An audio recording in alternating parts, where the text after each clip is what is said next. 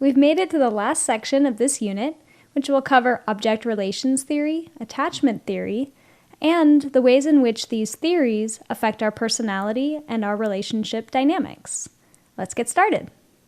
Object relations theory is an offshoot of psychoanalytic theory that focuses much less on sexual drives and impulses and much more on interpersonal relationships beginning at birth, and particularly those developed between infant and mother. When it comes to object relations, the driving motivation is connection to others. Therefore, it emphasizes the ways in which people internalize their relational experiences when explaining behaviors and personality. In object relations theory, an object refers to a person, a part of a person, like the breast, or a symbol, such as the nipple of a bottle. It can refer to anything to which a subject, in this case an infant, relates. The primary object tends to refer to the mother in object relations theory, but could be extrapolated to whomever serves as the primary caregiver to the infant. Objects can be external, such as people or parts of a person, but also can be internal, such as representations and feelings about external objects. Relations refer to interpersonal relationships. The relationship with the object serves as the foundation of the prototype or introject the infant will develop for relationships in general. That is, how the developing child sees itself and its relation with others is largely influenced by their earliest life relationships with important objects. This prototype then reflects the relational patterns experienced during early life and influences the developing person's inner representations of themselves. Ultimately, object relations refers to the internalized mental representation of the object as perceived by the self. My mother is good because she picks me up when I cry. The self in relation to the object, I am good because mom picks me up when I cry. And the relationship between the self and the object, I have loving feelings about my mother. An individual's personality, therefore, is the outcome of the infant's early life experiences with caregivers during infancy. Otherwise stated, early life experiences influence the development of mental scripts that guide the developing person in terms of how they view themselves, how they view others, and what they expect from interpersonal relationships. This includes conscious and unconscious thoughts, feelings, and beliefs related to interpersonal dynamics, such as fears of abandonment or fears of intrusiveness, desire for admiration or for recognition, expectations that people will support us or disappoint us, and fantasies about how we might interact with others, such as being assertive or easygoing. Ultimately, personality reflects the ways in which relationships create our internal cognitive schemas that serve as blueprints for life. There are many theorists who have contributed to the development of object relations theory, many more than those listed here, but these are the ones we'll discuss on the following slides, as they have made arguably the most notable contributions. Starting with Melanie Klein, whom you might remember from earlier in this unit. Klein serves as the transitional theorist between classical psychoanalysis and the offshoot, object relations theory. She proposed that internal objects, rather than biological drives, influence the inner experience of a person and their relationship with the external world. She emphasized the relationship between the infant and the mother, particularly in the first 6 months or so of life. While I haven't seen her referred to as the mother of object relations theory, it would certainly be a fitting title, as she inspired this school of thought. As infants, Klein believed that children have an innate understanding of good versus bad. Hungry, bad; full, good; scared and alone, bad; loved and held, good. The newborn relates to the world through objects, and the whole object of the mother becomes a part object of the breast. She referred to this as splitting, which, just like it sounds, is the process of separating good parts from bad parts. From there, she proposed that children would repress the bad parts as a strategy for reducing or avoiding anxiety, which is, of course, a defense mechanism. Very early in life, the baby views mom as good when their needs are met and bad when they are not, which creates contradiction and confusion for the baby. Splitting, then, allows the baby to protect itself by acknowledging that there are good parts and bad parts, a good breast and a bad breast, so to speak. However, Klein warned that doing so also entails splitting the ego, which is problematic for the developing child from a psychological health point of view. Klein referred to two aspects of development that occur in the first year of life, which she called the paranoid-schizoid position, from birth to about 5 months of age, and the depressive position, which follows. Our way of being from the paranoid-schizoid position reflects our earliest drives related to the death or thanatos instinct and refers to the infant's attempts to relate to objects via part objects like the breast. This position is binary, good or bad, and is characterized by lack of integration. The infant is driven by persecutory anxieties and experiences anger and aggressiveness. The depressive position follows the paranoid-schizoid position and reflects the new strategy of relating that involves less splitting and more wholeness and integration. Unlike the paranoid-schizoid position that involves anger and disintegration, the depressive position is experienced as grief, as the infant reconciles the dichotomies created during the more primitive paranoid-schizoid position, and also must acknowledge the harm done by their destructive impulses earlier in life. According to Klein, the baby realizes that it needs to depend on these objects, or caregivers, and wants to restore the relationship with them. So, the depressive position is viewed as healthy growth away from the more primitive paranoid-schizoid position that cannot tolerate contradiction, and movement towards Klein's concept of ambivalence, which is the reconciliation of these dichotomous good and bad, and serves as a sign of health and developmental maturity.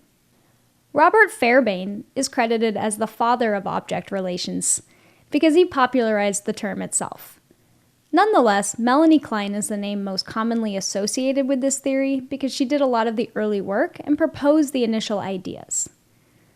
Fairbairn was heavily influenced by Klein's view of object seeking as the major drive of infancy, and her movement away from Freudian concepts of biological drives and the corresponding pleasure principle. Fairbairn argued that infants are not driven to seek pleasure, but rather to seek connection in relation to others. While he acknowledged that the infant certainly experiences pleasure, it's not the reason they seek connection.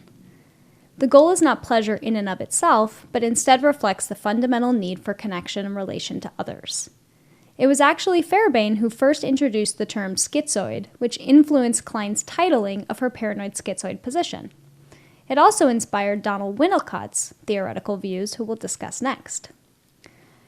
Fairbairn's conceptualization of splitting was also influential for the field and continues today as one of the foundational interpretations of borderline personality disorder from a psychodynamic perspective.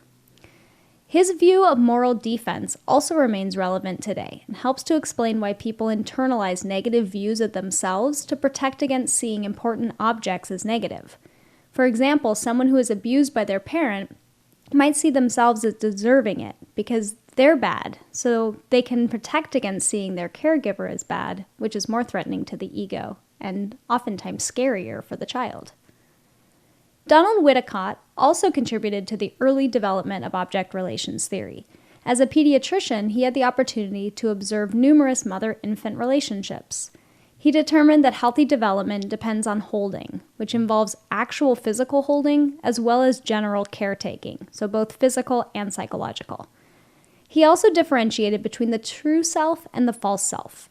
The true self is the authentic part of the infant that can be spontaneous in the moment, while the false self refers to the parts of the self that are built in response to compliance. The true self can only develop in good enough environments with good enough care, whereas the false self is likely to develop when the child does not have their needs met and all aspects of the child are not acknowledged and/or accepted by the primary caregivers. To be a good enough mother, Winnicott proposed that they needed to fulfill the child's needs, but also withdraw when not needed. He also acknowledged that fathers play a role, of course, and eventually widened his concept to good enough parents. Another contribution of Winnicott was his concept of transitional objects and transitional phenomena. A transitional object refers to items like stuffed animals, valued toys, or blankies, the good old security blanket.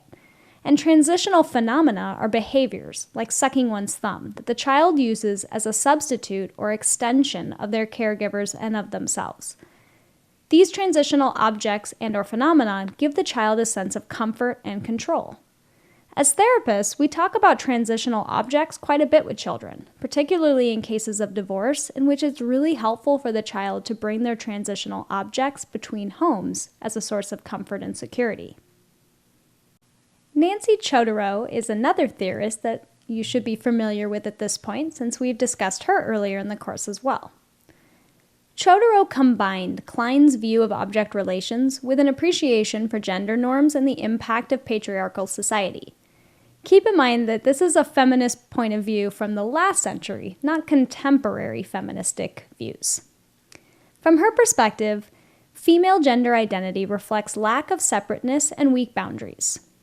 Females struggle to develop their own identity because of social pressures to conform to expectations of femininity, and because daughters are viewed as extensions of their mothers and are therefore more connected to others, they have internalized the object relation of the mother-daughter relationship.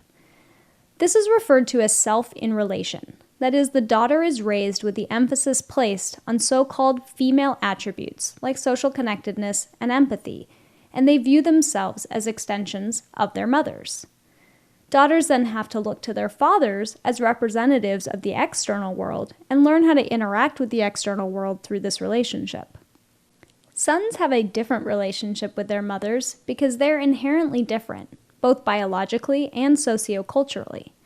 Unlike daughters, they're encouraged to develop autonomy out of a sense of separateness from mom, and then rather than becoming overly dependent, like daughters tend to do from Chodorow's perspective, they develop anxiety related to dependence, which aligns with sociocultural expectations of masculinity. As adults, these men value independence and seek to avoid emotional intimacy. Therefore, they cannot meet the intimacy needs of women, which prompt women to have a child of their own in order to meet these needs through their own children. Thus, the two-person dynamic of the relationship becomes stabilized with a third party, which is the child. The family structure relates to a family therapy concept of triangulation, which you'll learn about in this week's reading, Chodorow and Object Relations Theory.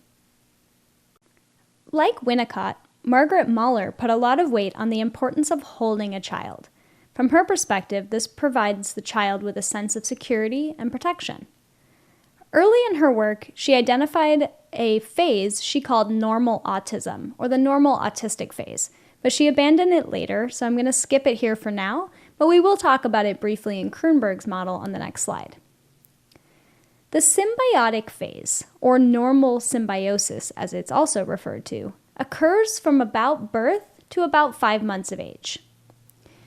The baby is aware of the external environment, particularly mom, but can't see mom or anything else as separate to itself. They are therefore unable to differentiate themselves from their primary caregiver and are physically and psychologically merged with them. The term symbiosis reflects this stage of psychological fusion that is linked with lack of boundaries and undifferentiated emotional and physical states. The next phase of development is called separation-individuation, which picks up where symbiosis leaves off, which is when the baby realizes it is physically separate from mom. This process refers to the developing sense of self that occurs as the child forms ideas about themselves while physically and psychologically moving away from their primary caregiver. The process involves moving away from caregivers to explore separation and develop autonomy, but also moving towards the secure base of their caregivers when needed for security and protection. The psychological birth, as Mahler called it, of the infant is their developing sense of separateness from their primary caregiver towards the acknowledgement of their separateness, but also their individuality. The first part of separation-individuation thus is called differentiation and also bodily separation, and it typically lasts until about 10 months of age. It's the period of rolling, crawling, and the ability to literally physically move away from mom. Next, there's practicing, which takes place from about 10 months to about 15 months when the child learns how to walk and starts to master a range of new skills. It's important at this stage that the caregiver is encouraging but not too close in physical proximity or too close emotionally. Caregivers should act as a secure base for children to return to when stressed by providing security and comfort as needed by the child, not as needed by the parent. The next stage of separation-individuation is rapprochement, which takes place from about 15 months to 2 years. The child continues to recognize its separateness, but also must deal with the fact that as a separate being, it must figure out who they are as a coherent individual. At this stage, the primary caregiver backing off too quickly is likely to trigger separation anxiety. The outcome of this process, if all goes well, is internal separateness, the realization that you and I are two separate beings. The last stage continues for the rest of the child's life. It is referred to as the consolidation stage. As the child continues to age, they use the model they've developed as a lens through which to view their mother, which generalizes to other people and other relationships. The core of adult attachment patterns in relationships, then, is based on these childhood interaction patterns. Mahler also proposed that consolidation serves as an indication of a successfully developed superego. A stable model of the primary caregiver is proposed to be developed around age 3, based on these early experiences and interactions. The timing should particularly make sense if you've learned about Jean Piaget, who suggested that object permanence tends to emerge about this age. Mahler used the term object constancy, but it still refers to the ability of the baby to hold the mother or anything else in their minds when not physically present. That way, when mom is not in line of sight, they don't believe mom is gone forever. Personality development is based on the process of separating and developing an independent sense of self away from the caregiver. In order to do so in a healthy manner, there are two opposing inner forces that need to be addressed: the desire to be cared for by the love object, otherwise known as the caregiver, and the fear of being immersed with the love object. Essentially, the child wants to be separate, yet connected, and it's finding this balance that supports the development of a healthy relational model and a healthy personality structure. Otto Kernberg is most known for his work with personality disorders from a psychoanalytic, ego psychology, and object relations perspective.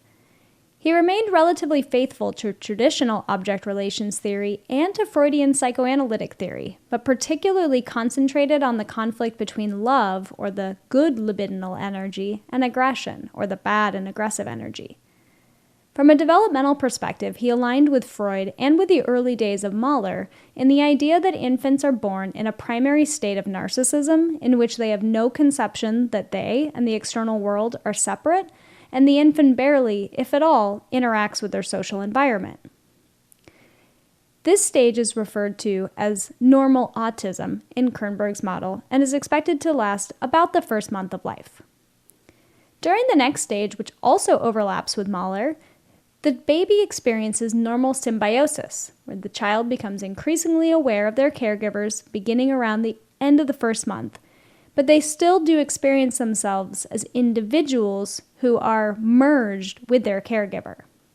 Differentiation is conceptually similar to Mahler's first stage of the process of separation-individuation, and not surprisingly, shares the same name. After that, in stages 4 and 5, there's integration and consolidation, which again are similar to Mahler's last stage of separation-individuation, with the final stage in both models being called consolidation and theorized to be a lifelong process.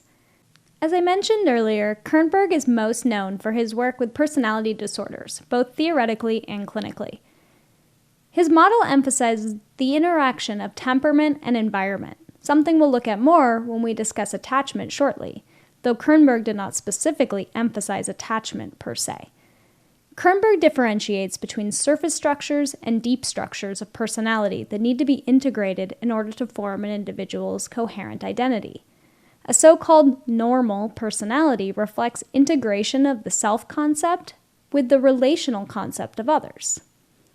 In contrast, disordered personality is associated with failure to integrate, which can lead to low tolerance for conflicting good and bad aspects of people, things, and events, and heightened emotionality, including anger and anxiety, which prompt unhealthy defense mechanisms such as splitting. A person with a psychotic personality, according to Kernberg, is the most severe in terms of lack of integration, as they have not successfully differentiated themselves from the external world and thus cannot build a coherent identity. Borderline personality reflects a less severe process, but also reflects lack of integration. In the case of borderline personality, the superego is underdeveloped and the view of others is unstable, thus emotions fluctuate greatly and behavioral responses tend to be extreme. Essentially, when it comes to borderline personality disorder, the person's unstable and disintegrated view of internal objects creates a problematic prototype that plays out in their future interpersonal relationships. Kernberg also proposed that everyone has a degree of narcissism in terms of how they invest life or libidinal energy towards themselves. He differentiated between 3 types of narcissism. Normal adult narcissism refers to introjected representations of whole objects and stable object relations, along with a fully developed and individualized superego. Normal infantile narcissism involves gratifying age-appropriate needs, though it's notable that someone may remain fixated here or even regress back to it, which would be an unhealthy form of narcissism. Pathological narcissism is further subdivided into 3 types, which reflects the range from grandiosity to psychopathy. The most severe narcissistic personality structure reflects a combination of narcissistic personality disorder and antisocial personality disorder, or psychopathy as it's colloquially known. From Kernberg's perspective, this form of narcissism reflects not only the pathological investment of energy, particularly aggressive energy, but also an underdeveloped sense of self. He views these individuals as wanting to control and exploit others in response to their deeply held belief that no one is really trustworthy and everything good will vanish. Notably, Kernberg did not introduce the actual term narcissistic personality disorder. That was Kohut, who we'll cover next. Heinz Kohut differentiated between healthy and unhealthy forms of narcissism. In fact, he proposed that narcissism is a healthy aspect of development and serves important purposes, such as developing a positive sense of self. His theory suggests that narcissism is a necessary ingredient for individuation and has 2 basic forms. The first is the grandiose self, and the second is the idealized self-object. Narcissism, then, can be seen as a healthy reflection of the needs of the self, which can be fulfilled by others, ideally with empathy, in order to support a healthy sense of self. Narcissism can also become pathological, which reflects the diagnostic category of narcissistic personality disorder. Like all object relations theorists, Kohut viewed object relations as the foundation of the structure of the self. He developed the theory of self-psychology, which is centered on the concept of healthy narcissism and the important role of empathy in meeting children's needs. From his perspective, children are naturally egocentric. They view themselves as the center of the universe and are self-focused. They have narcissistic needs that require empathic responsiveness from caregivers in order to develop a healthy sense of self. In childhood, the sense of self is grandiose. But as self-objects help to satisfy these narcissistic needs, they can develop a healthy adult version of self-esteem and self-worth. Grandiosity, then, gradually evolves into self-esteem and ambition in adulthood. Self-objects in childhood typically refer to the primary caregivers, but as the person matures, can become anyone else. These self-objects are self-referential. They both reflect the extension of the self and are focused on meeting the narcissistic needs of the self. A self-object, therefore, is anyone who satisfies one's narcissistic needs. Kohut proposed that an individual's sense of self develops around 2 needs which reflect the fulfillment of self-object processes. These 2 needs are referred to as mirroring and idealizing.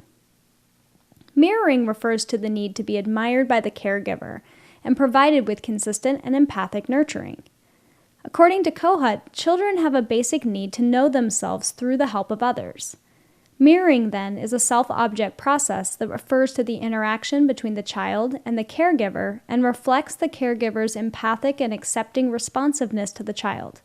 The child is then able to see itself through the loving eyes of its parents.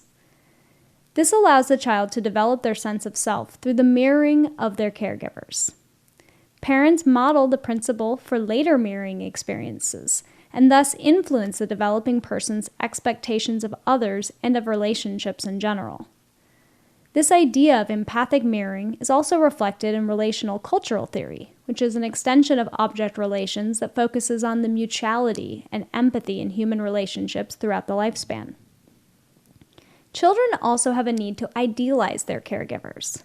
Idealizing them satisfies the child's grandiosity by fulfilling their narcissistic need to view their caregivers as perfect and admirable extensions of themselves.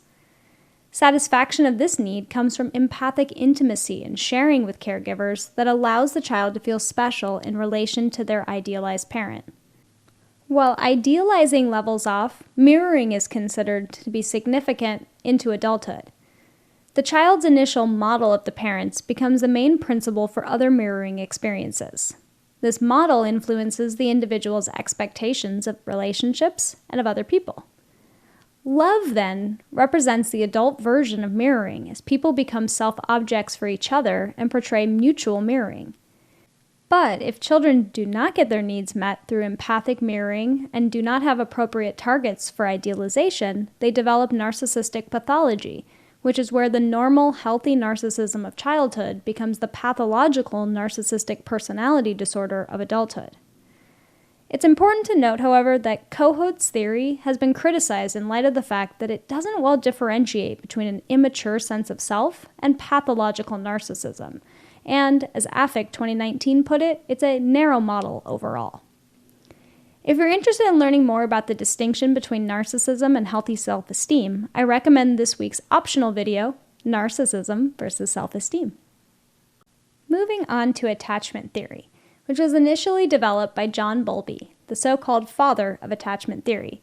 But Mary Ainsworth, Mary Main, Judah Solomon, Eric Hesse, and many others have contributed important theoretical, empirical, and clinical advancements to Bowlby's initial theory.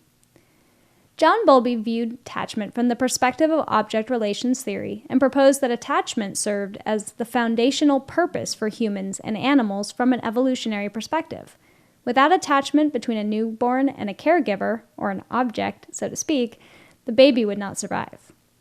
Bowlby's views were heavily influenced by the results of Harry Harlow's 1950s experiments with rhesus monkeys. In Harlow's classic experiment, he found that newborn monkeys will choose to spend time with a cloth monkey except when hungry, and the need to eat overwhelms the need for comfort. Essentially, what he found was that despite the wire monkey surrogate mother providing food, the newborn monkey still seeks comfort from the softer cloth monkey surrogate more frequently. He also found that when these baby monkeys were scared, they would seek out the cloth monkey for safety and comfort. The cloth monkey, therefore, served as a safe base compared to the wire monkey and demonstrated that, when anxious, babies react by clinging to their attachment figure.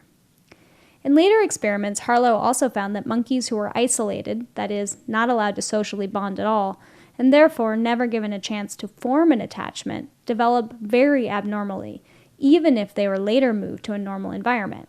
The longer they were isolated, the less they were able to recover, which proved not only the importance of attachment for healthy development, but the value of social connection rather than simply a connection with one's mother. Bowlby built on Harlow's findings that demonstrated how socio-emotional development depends on the responsiveness of the primary caregiver to the biological needs of the baby. Harlow is a big fan of Bowlby's interpretation and development of attachment theory. The core of Bowlby's attachment theory is the idea that socio-emotional development depends on the sensitive and consistent relationship with a caregiver that forms the foundation of a positive attachment representation. Bowlby interpreted the behavioral and emotional issues that the deprived monkeys displayed as a reflection of their inability to engage in effective proximity seeking. That is, they had no objects with which to develop a bond and experience safety through connection. Bowlby believed that attachment was an all-or-nothing process that reflects our emotional connection to others and that shapes how we perceive ourselves, others, and our relationships. He proposed that the infant-caregiver relationship creates an early model for how the individual will perceive and interact in relationships. Infants, after all, completely depend on their caregiver in order to survive, so proximity maintenance is inborn and innate. In order to develop a healthy, secure attachment, infants need a sensitive and reliable caregiver from which they can explore the world but also retreat when stressed or afraid, back to their secure base, that is, their caregiver. Ideally, caregivers encourage infants to explore, but are also available to calm the infant when distressed. They support exploration, but also provide safety and reassurance. This allows the development of an internal working model that is based on these interactions and that serves as the basis for future intimate relationships. It guides the developing person's perspectives and behaviors in terms of what relationships should be like and what they should expect. His idea of the internal working model was impacted by the cognitive perspective regarding how people organize their beliefs around themselves and their relations to others, often referred to as cognitive schemas, which you could think of as being if-then statements. If I rely on people, they will be there for me. If I cry, they will pick me up. The strange situation is a research procedure developed by Mary Ainsworth and her colleagues, and is considered the gold standard insofar as attachment assessment in babies goes. The original study included babies aged 12 to 18 months from around 100 middle-class American families. It provided support for Bowlby's attachment theory, but also stressed out a lot of perfectly innocent babies.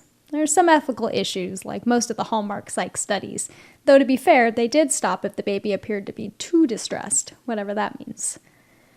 Another very fair criticism is that it focuses on middle-class, primarily white families, and only on the relationship with mothers, so the findings don't necessarily generalize to a lot of families.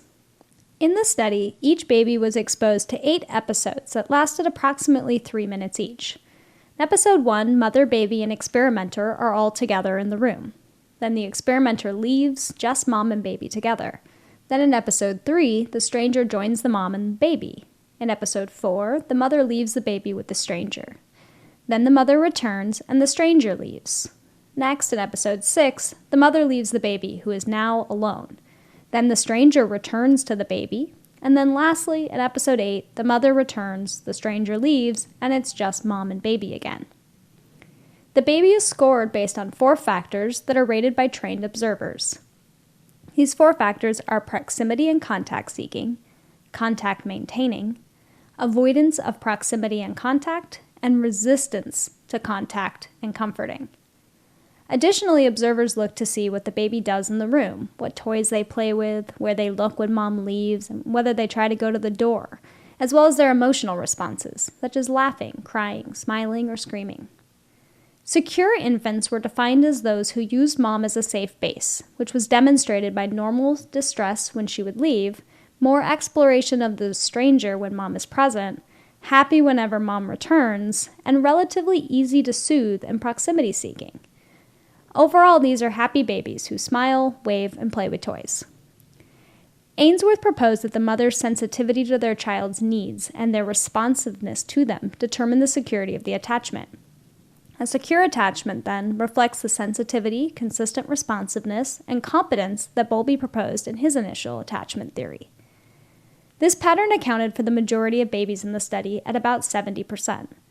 The other 30% were relatively evenly divided between the other 2 styles at about 15% each. What Ainsworth referred to as insecure, ambivalent, or resistant style is commonly known today as the anxious attachment style. In the strange situation, these babies were much more intensely distressed and clingy when mom would leave. They avoid the stranger and are scared of the stranger, whether mom's there or not. They are hard to soothe, even by mom, and may be excessively hostile or passive when mom returns. They do the most crying and the least exploring of the 3 types. These babies vacillate between being clingy and needy and being rejecting and pushing away. They're confused and hypervigilant. They want contact, but they feel angry at the same time. Ainsworth believed that this style resulted from inconsistent care that teaches the baby that care is not guaranteed and that they must exaggerate their needs to increase the likelihood of getting them met. Avoidantly attached babies don't really care when mom leaves or comes back. They're okay with the stranger whether mom is there or not, and both mom and the stranger are equally able to comfort them. They're calm when mom leaves and will ignore or reject her when she returns. These babies expect abandonment and already feel unloved and rejected themselves. Ainsworth suggested that it was most likely to result from a rejecting parent who does not provide sensitive, responsive care and is typically unavailable when the baby needs them. One of the most salient criticisms associated with this study is the lack of cultural generalizability. For example, Black families tend to interact with a wider variety of individuals outside of the family early in life. So wouldn't that influence how a baby would respond to a stranger? If you're used to being around strangers, you're likely to respond differently than if you have been almost exclusively with immediate family members your whole life. And even the foundational idea of secure attachment lies in the value of openness to independence and exploration, which is highly valued in U.S. culture, but not so much in other cultures, particularly more collectivistically inclined cultures. So what did we learn from this study? Well, it confirmed that separation from the caregiver generally induces stress in the infant, and that attachment style, at least to some extent, influences the response to that stress and the expectations associated with it.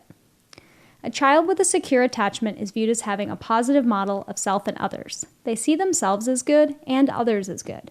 They have likely received sensitive, responsive, and appropriate care from their caregivers and feel they can trust them when needed. Their caregivers have been available, responsive, and helpful, thus, they expect others will be available, responsive, and helpful to them in the future. A child with an anxious attachment is confused about whether they can trust their caregivers and are hypervigilant for sources of distress. Their caregivers have been inconsistently responsive, which has led them to believe that they are bad but others are good, and thus depend on others to get their needs met. A child with an avoidant attachment, on the other hand, sees themselves as good but others as bad, and thus don't want to depend on others, nor have others depend on them. Their caregivers have most likely been consistently distant, cold, rejecting, and are unavailable. Mary Main and Judith Solomon introduced the fourth attachment style later, which they called disorganized. Interestingly, Ainsworth and Bowlby also found their research compelling, and Bowlby referred to disorganized attachment in some of his unpublished works, so it was heavily based on his initial ideas anyway. Unlike anxious and avoidant types, who are insecure but organized, this type is insecure and disorganized. In the strange situation, they respond as disoriented, dazed, and/or immobile. Their responses vary greatly and may depend on the interaction with the specific caregiver. Their caregivers typically have conflicting styles and are more likely to be abusive, frightening, or otherwise alarming to the child. Mary Main and her second husband and frequent collaborator Eric Hesse worked together in determining the contributing factors to the disorganized style. They identified a motivation conflict within the child in which they experience an attachment alarm that pushes them towards their caregiver, but have to resolve that with the fact that the caregiver is the source of distress in the first place. They also suggested that the caregivers themselves are acting from a place of their own trauma or their own loss, which is one interpretation why trauma can be intergenerational. You'll learn more about attachment theory and the strange situation in this week's video, How Childhood Affects Life. Note that they use anxious to describe insecure attachments, so they'll say anxious ambivalent for what we're calling the anxious style, anxious avoidant for avoidant, and anxious disorganized for disorganized. Another criticism of the strange situation is that it doesn't account for inborn temperament. Some babies are naturally more inquisitive, or more shy, or more anxious, so how can they be so sure that the child's behaviors reflect their attachment to their caregiver? Therefore, recent attachment models have acknowledged the role of temperament. There are many models of temperament that we don't have space to cover, so let's just focus on one prominent model offered by Thomas and Chess. In their model, babies are classified as one of three types. Easy babies are, just like they sound, easy. They're warm and calm, they smile, giggle, they're easygoing, open to exploring, trying new things, and they sleep, eat, and do all the cute baby things. It's no surprise they're most likely to have secure attachments because they're the easiest to take care of. They aren't particularly demanding, so their caregivers are set up to succeed. It might also go the other way, such that good parents are responsive and connected right away, which allows the child to feel immediately safe, or perhaps even that securely attached parents may make healthier choices during pregnancy or experience less stress overall. Slow to warm babies, also appropriately named, are harder to please. They're socially detached and impulsive. They don't laugh at your attempts at tickling, and they aren't impressed with your snuggling attempts. But they will jump off the back of the couch not knowing where to land. They want space, and they don't trust you right away. Difficult babies cry easily because they're emotionally hypersensitive. They're naturally more neurotic, more sensitive, more scared, more unstable. They don't like to try new things, they don't transition well, and they're the most likely to have an anxious attachment. They want reassurance and comfort above and beyond what a secure child needs, and they want it from you, not from your friend who tries to bounce them into submission. This match between caregiver and baby extends throughout the lifespan, both in terms of children with their caregivers and in relationships in general. It also applies to traits. There can be poor goodness of fit when a super extroverted, sensation-seeking parent does not recognize their very different, introverted, harm-avoidant child, and thus expose them to situations that are really scary for that child. It also applies to adults. In romantic relationships, attachment styles, and traits for that matter, of both partners create unique dynamics, and the goodness of fit heavily influences the success and stability of the relationship. Same goes with relationships with close friends, bosses at work, and so on. We'll talk about that a bit more in a few slides after we explore the individual attachment styles in more detail.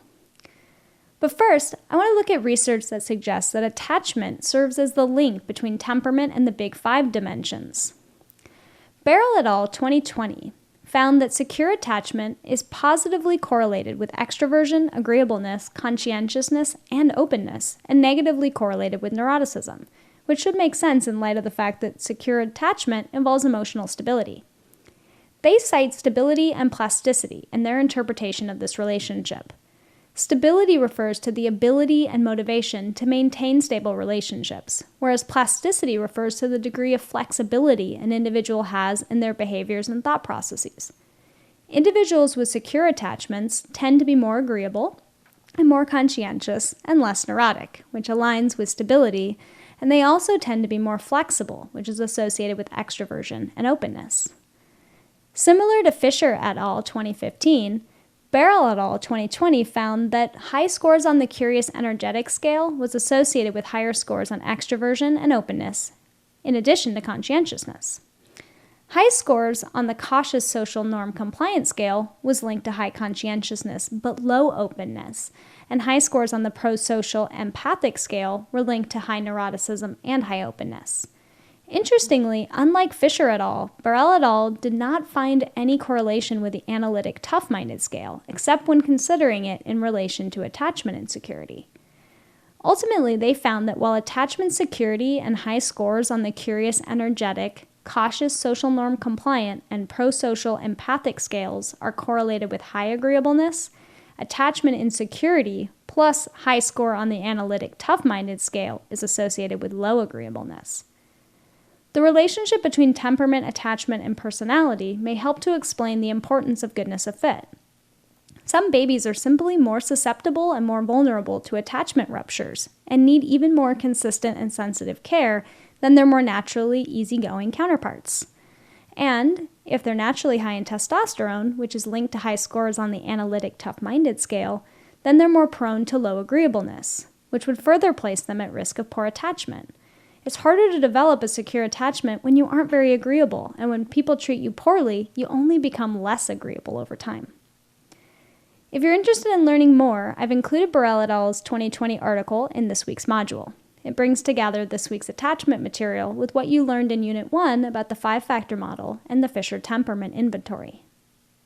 Regardless of the degree of contribution of temperament and goodness of fit, researchers generally agree on 4 attachment styles, though they do use a lot of overlapping terms for the same 4 basic categories.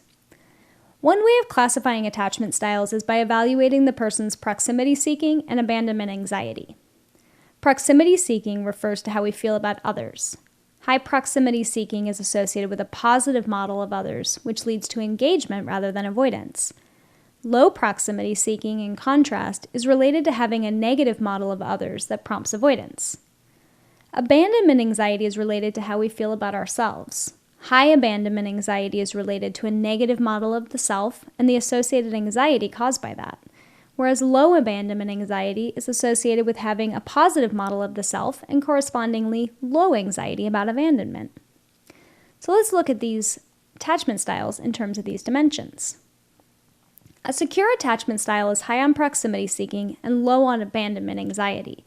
These individuals are trusting, have more stable relationships, and view themselves and others in a positive light.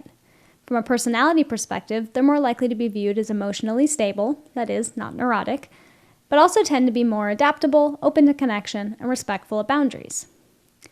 An anxious attachment, also known as reactive, ambivalent, and insecure anxious, are also high in proximity seeking, but unlike their secure peers, they also have a lot of abandonment anxiety. These individuals have a positive view of others, thus the proximity seeking, but a negative model of themselves. Therefore, they tend to engage in a lot of reassurance seeking and tend to feel jealous in relationships. Personality-wise, they're anxious, of course, so high in neuroticism, but also come across as needy, clingy, and volatile. An avoidant or insecure avoidant attachment style is the polar opposite of the anxious style. People with this attachment style see themselves in a positive light but view others negatively. They are low in both abandonment anxiety and proximity seeking. They don't worry about abandonment because they don't trust people or rely on them in the first place. And they don't engage in proximity seeking because they view others as generally not worth the effort and likely to hurt them if they let them. They are uncomfortable with intimacy and are the very people you would describe as having quote-unquote trust issues and who come across as more reclusive and/or detached. The disorganized/fearful attachment style is the perfect storm that combines the challenges of the anxious style with the challenges of the avoidant style. They have high abandonment anxiety despite being low in proximity seeking. They don't know what to expect from people and have the worst outcomes across the board. Thankfully, this attachment style is particularly rare. Gurmy et al.'s 2021 article looks at the relationship between attachment security and emotional regulation strategies in adulthood and provides interesting insight into the trajectory of the various attachment styles. According to their article, infant attachment security can predict adulthood emotional regulation strategies 20 to 35 years later. They found 3 emotion regulation strategies that correspond to each of the primary 3 attachment styles. Infants who are classified as having secure attachment styles tend to have balanced emotion regulation when faced with conflict as adults. In light of their secure attachment, they engage in co-regulation by seeking proximity to others in a healthy manner and trusting that support will be provided. They are collaborative with their partner and desire to work together to solve problems. They're also more likely to be approach-oriented in their problem solving and appropriately move forward with solutions and coping strategies, such as reappraisal. Overall, they're more open, constructive, and not surprisingly, resilient. Anxious infants typically have received inconsistent care, which teaches them that they need to work harder to get attention in order to get their needs met. They engage in hyper-activating strategies, which involve amplifying their emotional responsiveness and having more dependence on others. Again, they view others as good and feel that they need people to a greater extent than the other attachment styles. They engage in hyper-regulation emotion strategies such as aversive cognitive perseveration, things like ruminating and over-engaging with others. They're highly anxious and they become fixated on their own problems and their own needs. Avoidant infants typically have received cold and detached care that reflects rejection. They learn to hide their distress to avoid triggering future rejection and typically engage in deactivating strategies like distancing, suppression, and disengagement.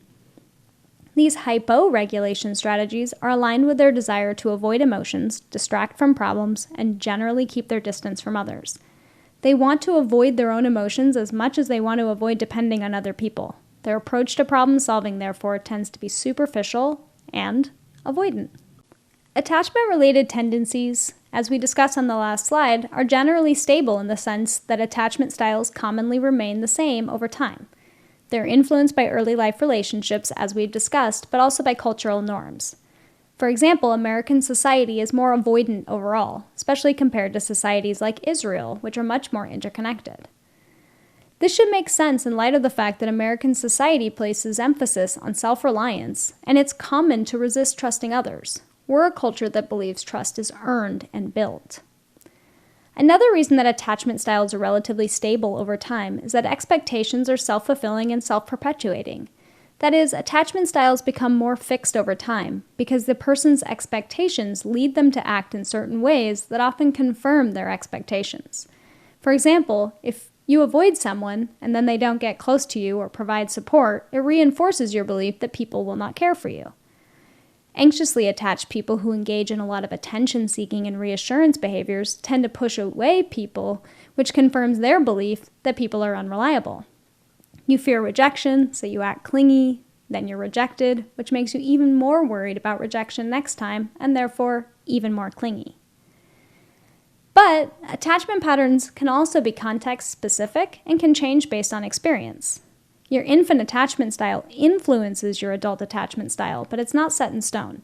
Stable friendships, romantic relationships, even therapeutic relationships can go a long way in recalibrating an individual's internal working model about themselves and others. It's also specific to the situation and to the relationship. You might have a secure relationship with your best friend and still have an insecure attachment in your relationship with your partner or with your parent.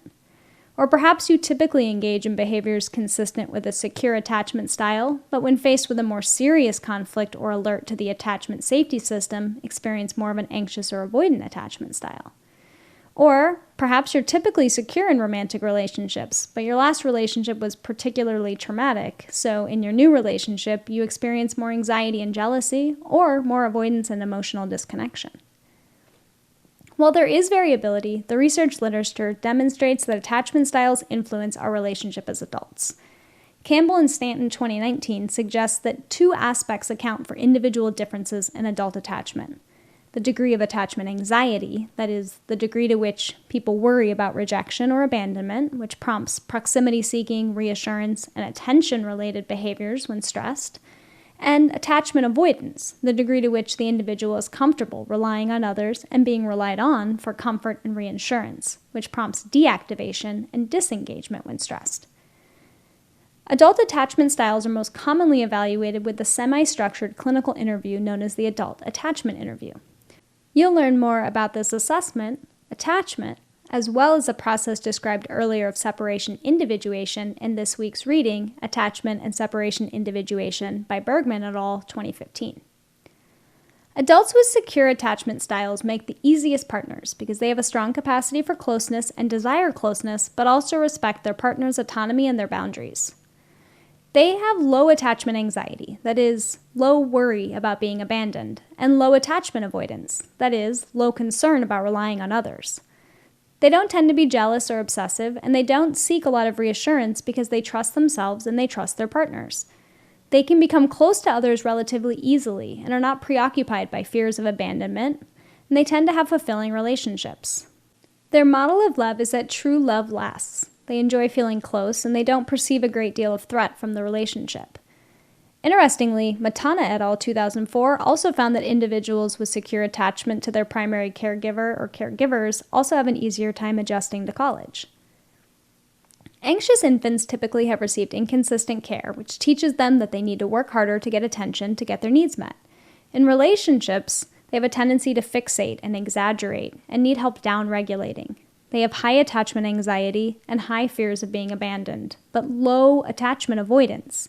Instead, they overly rely on others and are often viewed as needy in this sense. They benefit from a partner who can help them down-regulate when overwhelmed and who provide consistent, predictable care with small things frequently rather than big things sometimes. They display extreme emotions because they feel extreme emotions. They're scared of being abandoned and jealous of anything they see as a threat. Their model of love is to fall in love quickly, even at first sight, but that it doesn't necessarily last. They crave intimacy, but have what Dr. Amir Levine, co-author of the book Attached, describes as a sensitive radar that perceives a lot of threat in a relationship. Avoidant styles are scared of depending on others, and they're scared of being dependent on. They're uncomfortable with intimacy and are the most critical and least accepting of their partner's imperfections. In adult romantic relationships, they tend to suppress emotionally because they've convinced themselves that they should only trust themselves. These individuals have low attachment anxiety because they don't care if people abandon them. They expect that. But have high attachment avoidance. They're very concerned about relying on others and inherently feel that people cannot be trusted.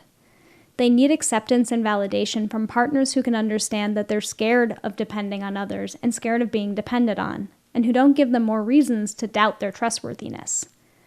Their model of love is cynical, and the expectation is that it won't last. They're uncomfortable with closeness and view closeness itself as a threat. They tend to like the early stages of relationships better and are often the type to jump from relationship to relationship and abandon ship when things get too close.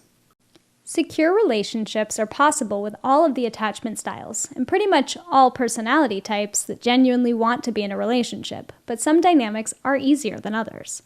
As will come as no surprise, two secure attachment styles create the easiest dynamic and predict the most stable and long-lasting relationship of the combinations. Though, quick note, even the most stable of relationships is not easy per se. They all require dedicated effort and patience. Next best is to have one secure person who can tolerate the anxiety or avoidance of their partner.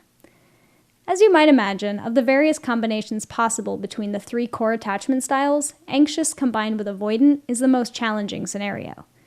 The neediness and reassurance seeking of the anxiously attached person triggers the fear of closeness of the avoidant individual, which prompts avoidance that triggers the fear of abandonment of the anxious individual, which prompts more clinginess and jealousy on their part, which pushes the avoidant person even further away. This is often referred to as the anxious avoidant trap. These dynamics can be virtuous in the sense that providing support can increase security, which can further enhance support provided, which encourages more security. But it can also create a vicious cycle in which avoidance prompts more anxiety, which prompts more avoidance, as I just described in the anxious avoidant trap example.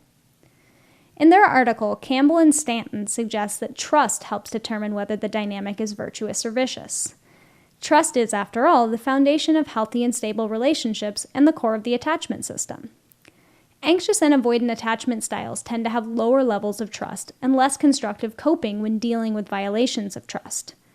Anxiously attached individuals tend to constantly search for evidence as to how best to calibrate their trust in their partner. They don't know if they can trust them, but they want to, but they're also hypervigilantly searching for clues that they shouldn't.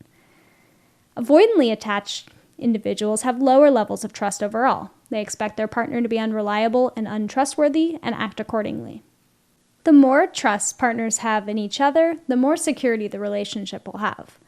But again, this feeds into the self-fulfilling prophecy piece, in which people act in ways that make their expectations even more likely to become reality, which serves as reinforcement for the model in the first place, and round it goes. Another aspect of attachment that varies across styles is the motivation behind their actions. Feeney et al. 2013 suggests that the motivations for providing a secure base are linked with attachment orientation. Secure styles tend to be altruistic. They want their partner to be happy because they love them. Anxious styles are often motivated to avoid consequences and to maintain the relationship out of fear of rejection or abandonment, which is consistent with the anxious style's self-focus and hypervigilant approach to maintaining attachment.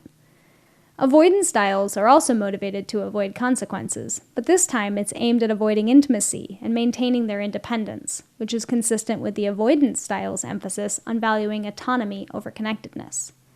As you might guess, they found that altruistic motivations predicted better responsiveness to partner security needs compared to these more egoistic motives.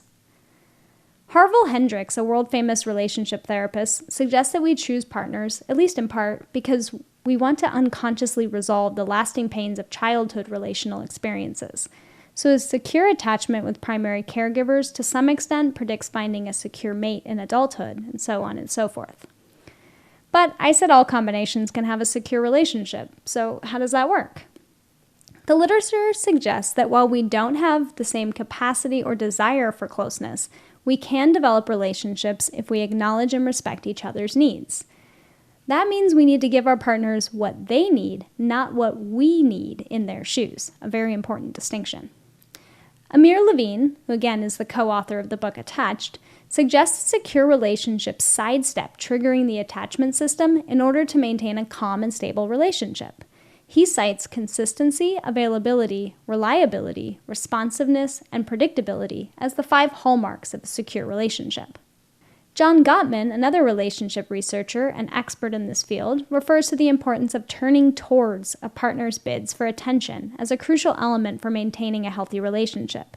We make our partners feel special and acknowledged by turning towards them, which is to say, by paying attention to their interests, responding to their comments, and genuinely being engaged with them as people. Like good parents, we as partners need to be encouraging, supportive, and interested in our partners' lives, goals, and dreams without becoming overly intrusive, controlling, or stifling. And like most balances in life, it can take some work to find it and to maintain it. If you want to learn more about attachment, I recommend the optional article in your module, Attached, The New Science of Adult Attachment, which is a fantastic summary of the book with the same title by Amir Levine and his co-author, Rachel Heller. The full book is worth the time and money if you have it to spare, but the article summarizes the major points and provides a ton of insight into attachment styles, including ample suggestions about how to improve your relationship based on your style and the other person's style too. The more you know, the better things will go.